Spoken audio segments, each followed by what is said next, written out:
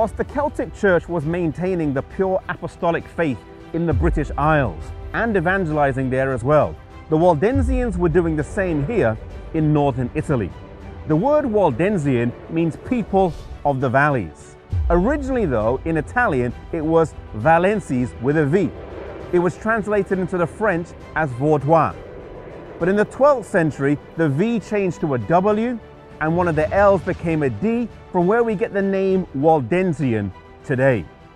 The Waldensians did not see themselves as reformers. They did not see themselves as needing to separate from Rome, for they said, we have never belonged to it. They said they are part of the apostolic faith and could trace their origins all the way back to the early centuries. In fact, when we look at the history of the Waldensians over several hundred years, if not millennia, we can see that they were around in the very early centuries, in the 4th century with Vigilantes. We can see them in the 7th, the 8th, the 9th century.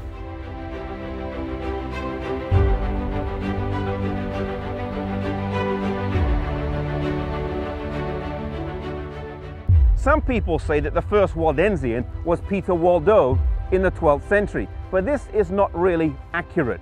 Whilst it is true that Peter Waldo was a merchantman from Lyon, he did sell all of his goods and commit his life to the preaching of the gospel. He was not the first Waldensian, and their roots trace back much before him. In fact, one of the early names for the Waldensians was actually the word Insabati, showing clearly that the Waldensians were Sabbath keepers, as they were named after the very day upon which they worshipped.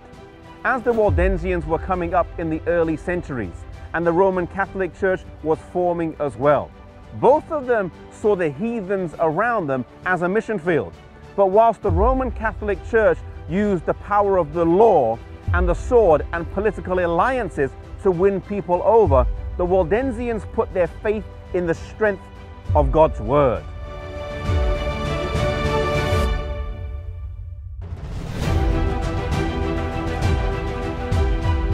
When you gaze on the magnificent mountains that surround us, you cannot but admit that God provided a safe retreat for his people. To the Waldensians was given the task of passing the light on to the Protestants of modern time and penetrating the darkness with true Bible doctrine. Indeed, they maintained longer than any group in the struggle to preserve the Bible and primitive Christianity.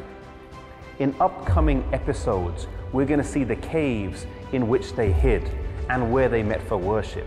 We're going to see the places where they trained their young people in how to study the Bible and in how to be missionaries. We're also going to climb mountains and see the cliffs over which the Waldensians were hurled to their death in times of persecution.